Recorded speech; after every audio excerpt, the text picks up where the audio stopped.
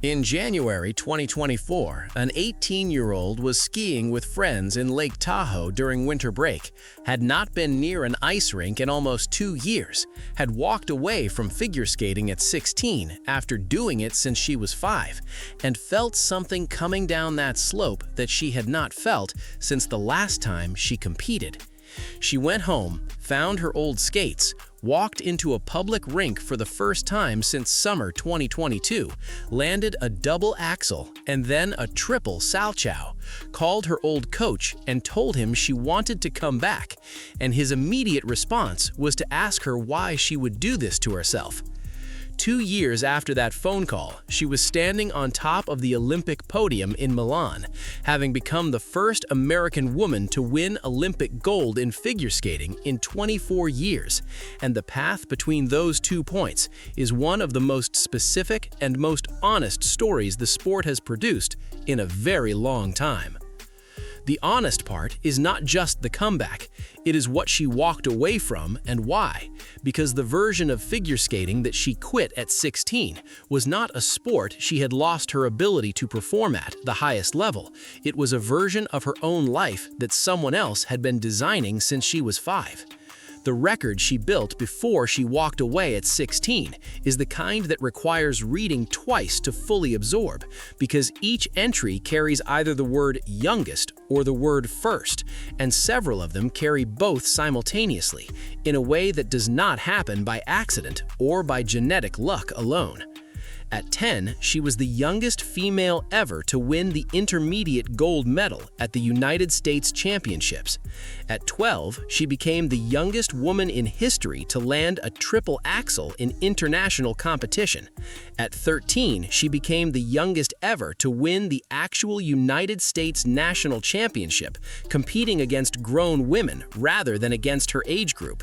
That same year, at 13, she became the first American woman ever to land 3 triple axels in a single competition. And at 14, she became the first American woman to land a quad jump in competition, the quad Lutz, which is an element that most women never attempt and that she executed in her first season of being eligible to compete as a junior. Behind every one of those records was a girl living in a dorm alone at the Olympic Training Center, being told what to eat and what to wear and what music to skate to, exercising no meaningful control over any aspect of the life that was producing those records, and keeping her part of an arrangement that nobody had explicitly named, but that everybody understood.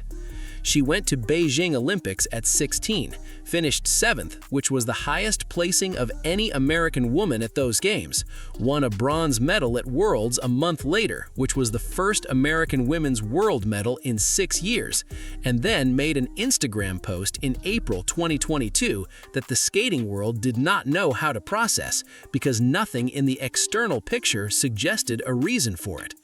Her coach framed it with the most honest possible language. She had kept her side of the bargain. She had gone to the Olympics and been the skater that everyone wanted her to be. She had done what was asked of her across 11 years of training and competition that started when she was 5, and she was done.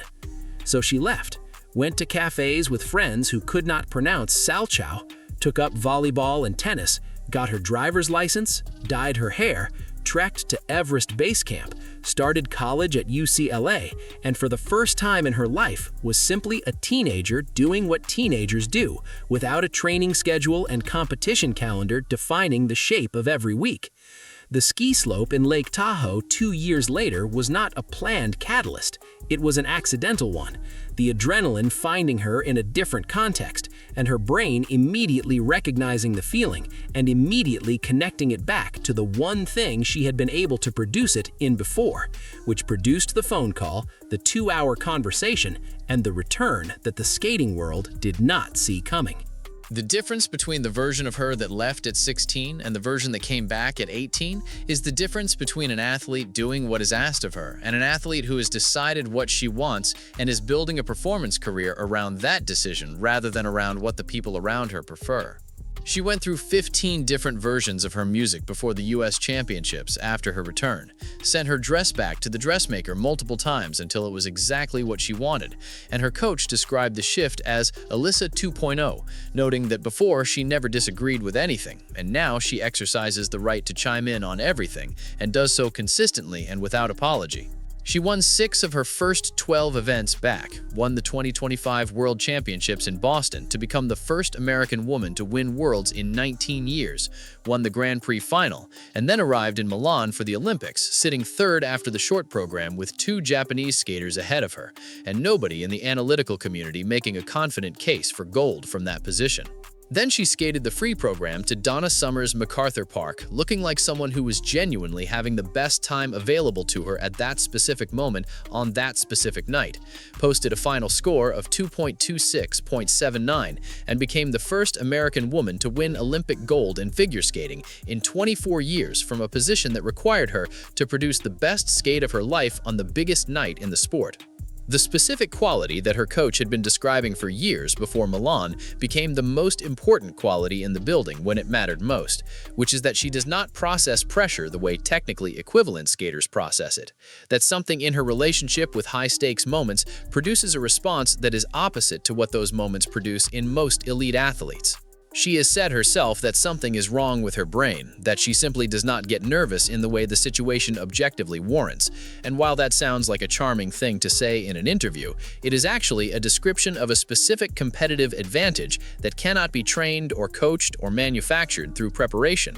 and that makes the difference between a technically brilliant skater and an Olympic champion in the moments where both qualities are on the ice simultaneously. Third after the short program at the Olympic Games is a position that has ended the gold medal chances of skaters with equivalent technical ability throughout the history of the sport, because what is required to close that gap in a free program on the night that matters most is not just technical execution, but the specific capacity to perform at a higher level when the cognitive load of the situation is at its maximum rather than at its minimum. She produced the best skate of her life in exactly that context, which is the answer to the question of how good she actually is. And the answer is not in the gold medal itself, but in the specific circumstances under which the gold medal was produced, and the 2-year journey that began on a ski slope in Lake Tahoe that made the person standing on that podium categorically different from the one who had kept her side of the bargain and then walked away at 16. She walked away from the sport at the top, which is the move that athletes almost never make and that almost never produces the outcome it produced here. Because the conventional wisdom about elite athletic careers is that the window is finite and that spending 2 years outside it creates deficits that preparation and talent cannot fully recover. She came back and did not match where she was before she left. She blew past it, won a world title, won a Grand Prix final, and won the Olympic gold medal that the version of her who had been skating continuously since age 5 without ever having a teenager's life had been positioned to eventually reach under someone else's plan rather than her own. The 20-year-old, who is the current Olympic champion in women's figure skating, is operating entirely on her own terms for the first time in her career, choosing her music and her costumes and her training priorities and her competitive schedule from a position of genuine agency that the first 11 years of her athletic life did not provide. What her story demonstrates for the sport and for anyone watching it from outside is that the path to the Olympic podium that involved a teenager living alone in a dorm, being told what to eat and what to wear and what to skate to, was the path that produced the records and the Olympian, and the path that involved a ski slope in Lake Tahoe and a 2-hour phone call and 15 music auditions and a dress sent back multiple times is the path that produced the champion.